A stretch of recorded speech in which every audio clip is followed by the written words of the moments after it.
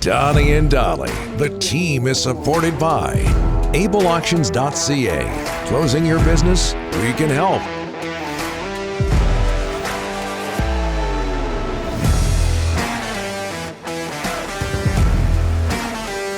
Today, all of our guests, including Jeff Paterson, brought to you by the Alberni Power Marine RPM Group, located in Port Alberni. Alberni Power Marine is one of Vancouver Island's most trusted boat dealerships, the largest Mercury Marine dealership in Canada. Their service team just won for the fourth straight year a customer satisfaction index above the national average. Make your appointment for the 2022 boating season at albernipowermarine.com. Tim in Richmond, Delaney's OK Tire in Langley inbox. Is it just me? But the best rabbit, early, is it just me? Best rabbit I ever knew was named Jessica. And Donnie's right about the were rabbit. Do you remember Jessica Rabbit? I think that was from Roger Rabbit. Oh, yeah. And we forgot that rabbit. Also, Dougie. Alex is a Flemish rabbit. Typical size and personality for a phlegm. Rabbits make great house pets. Again, Dougie, somewhat of a bunny expert. Ryan and Terrace, Roger Rabbit. Very much adult humor. Love the show, gentlemen. Anyways, that's Ryan and Terrace. Okay. All right. This is a difficult segment. He's cute. He's cuddly, like a bunny. Jeff Paterson joins us from Sedins and Price and the Rink-wide podcast. How are you? Oh, you're just too kind, Donnie. I heard you guys talking right off the top of the show about billets. My brother once billeted over in Victoria with the Courtnalls. Wow. Ross and Jeff were already on their way. I think it was the younger brother, Bruce, who, if I'm not mistaken, was their agent. Yeah. It may still be. My best billet story is probably, actually, it's my worst billet story, but Seattle soccer got stuck. I was like 8 years old, and I remember that the billet's older brother forced me and my billet to go and shoplift from a corner store. So Oh, boy. Yeah. good times. Yeah. And different times. That wouldn't pass muster today. Yeah. Here you go. There's some people we don't know. Go spend 5 days with them in their home. Bye. Exactly. And steal. Yeah. Jeff, as a reporter, what were the Sedins? I think I know the answer, but let's hear from you. What were the Sedins like to deal with? Yeah, I mean, I feel privileged that my time covering the Canucks sort of mirrors their time as Canucks, that I was there in Boston the day that they were drafted. I was there in Edmonton the night that they twirled the ice for the final time as players in the National Hockey League. And so I saw just about every one of their home games in their time in the NHL and was fortunate enough to travel a little bit and see them out on the road as well. And yeah, like everybody else, I mean, they're Hall of Fame players now, but they've been Hall of Fame people forever. And so just delighted for them and Roberto to get the call. And it just seems pretty cool for an organization that hasn't had a rich history with the Hockey Hall of Fame that this year in November, it's going to be dominated by Vancouver Canucks. So terrific for Daniel, terrific for Henrik, Roberto as well, and all of them. Just to be around that group as it grew together and ascended to the heights. Yes, it would have been better had they been able to pick up one more win there in 2011. But, really that doesn't diminish the careers that they had in the big picture and just how special they were as players. And so, I had the chance yesterday on the Canucks conference call to congratulate them and really looking forward to seeing Daniel and Henrik skate through the front doors of the Hockey Hall of Fame in November. They came across publicly so quiet, so reserved, so smart. Do we underestimate the voices that they had in the Canucks dressing room, Jeff? Yeah, I think a little bit, and you're hearing stories, and we've heard them before, and I guess this is and it's not the downside to them going into the Hall of Fame. There is no downside, but the fact that they announced their retirement and the city paid all of its tributes, and then when they retired the jerseys, and a lot of those same tributes are now going into the Hall. So, we've heard a lot of the same stories, but they're all great stories about these are the two hardest working guys that, internal competition. They talked about it yesterday, how they drove each other to be better and to be great. And then in turn, when it was, in the locker room or in the gym or out on the practice ice, they wanted to be the best guys there. They wanted to be first in any kind of competition.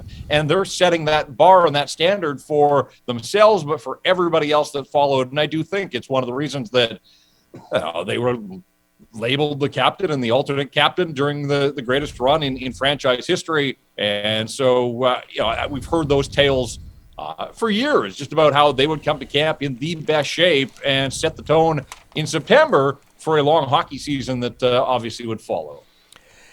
Jeff, the NHL draft is only 8 days away. It's starting to pick up. The JT Miller stuff. We're hearing, everybody thinks Kadri, Malkin, Forsberg, everyone's coming here. Our poll question, are you in for a high price free agent, or does this team got to take it step by step, slow it down? I'm certainly in for some fireworks. I have to imagine Jim Rutherford arrived on the scene here with this advanced billing as being, the newest trader gym in town, and really they didn't do much at the trade deadline, and we understood why, because the team was on a pretty good roll, and I think they wanted to see how ultimately it was going to play out. But I do wonder if he's getting a little antsy here that he hasn't been able to put his stamp on this hockey club, and that's what makes the next week to 10 to 14 days so exciting, because they've assembled this front office. They believe that they have rounded up, a lot of intelligent hockey voices, but they really haven't been able to enact their game plan aside from getting Andrei Kuzmenko to commit to the Canucks. And so, they should feel a little bit confident having that move in their back pocket, but what do these next couple of weeks hold? So I'm expecting that they're going to be busy. Am I expecting high-price free agents? I'm saying no, just given the constraints of the cap. I think, first of all, they've got to create this cap flexibility that Jim Rutherford has referenced really since he took the job here back in December. And I've all along been in this camp that I do think JT Miller has probably played his last game as a member of the Vancouver Canucks. But what that trade looks like, what they get in return, this is sort of like Christmas Eve, where maybe you see the gifts under the tree, but they're wrapped up and you're not sure what's inside. The great reveal, I think, will be coming here probably, again, within the next 14 days. And with the draft, are you a draft the best player available or needs? Obviously, they don't have a lot of right shot D in Abbotsford. They don't have a ton of prospects because there hasn't been a ton of first-round, second-round picks in the last 2 years. What would you like to see at the draft for the Canucks at 15th overall?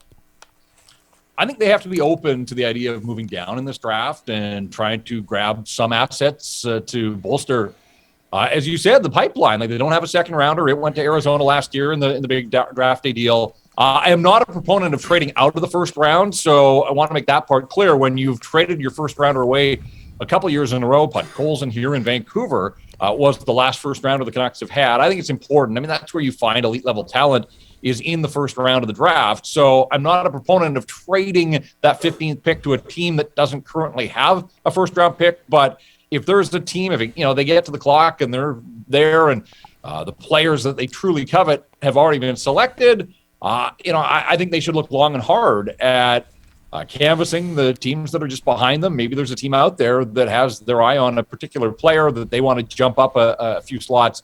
I think that would make sense for the Vancouver Canucks, and I wouldn't be surprised to see them do that in later rounds as well. Drop back, add a couple of picks. Right now they have 6 heading into the draft, but in a perfect world, I think they find a way to create a few more draft pick opportunities, and trading down in the first round is one of them, because I just can't imagine that there's a massive gap between the talent level of the guy you would get at 15 and the guy you would get at 19 or 21 or 23 if you're able to wheel and deal and pick up a little something along the way.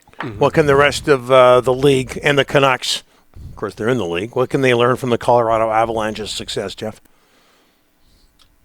Speed, it was just overwhelming. I think ultimately the best team won. I thought probably the 2 best teams in the league met head-to-head, and in the end, Colorado was just a little bit better in a lot of areas, and Tampa would have benefited from having Braden Point, obviously, but I don't think he was going to be enough to swing the balance of that series in their favor. So I just look at the Colorado Avalanche and marvel at the speed at which they played, the efficiency with which they mowed down 4 opponents to get their hands on the Stanley Cup. It took them 20 games. It looked like if they'd been able to do it at home, it would have been 19 games, which would have been the fastest since, I think, the 1988 Oilers. So putting yourself in some pretty elite company there. But, best players showed up. Skill was on display. But more than anything for me, it was a fast team, and we know that Jim Rutherford covets speed for his group. I don't think this is going to be an overnight project for the Canucks, so I know I mentioned these 7, 10, 14 days. I think that's where they start some of the really heavy lifting, but I'm under no illusion that the Vancouver Canucks are going to be able to get to the championship contender status in this summer or at this draft. I do think that it's going to take a little while here before they're able to completely turn this thing in the right direction. What was the end result of that shoplifting story down south? I did I did 2 or 3 years of hard time. It shows. But, was able to get my life back on track. And I don't know why that sticks with me all these years. I will come clean on your show that I believe it's the only time I have shoplifted in my life. But the following day was my birthday. And for my birthday, the brother, he showed me how to break into a newspaper box as well. So it was quite a weekend in Seattle. Wow. Yeah. Where did the brother end up, Jeff? Any update on him? No, it was before social media. No, we weren't able to be Facebook friends and keep in touch. So yeah, not quite sure how that one worked out. Well, you've recovered. You've done well, Jeff. Thanks for this. All right. Appreciate it.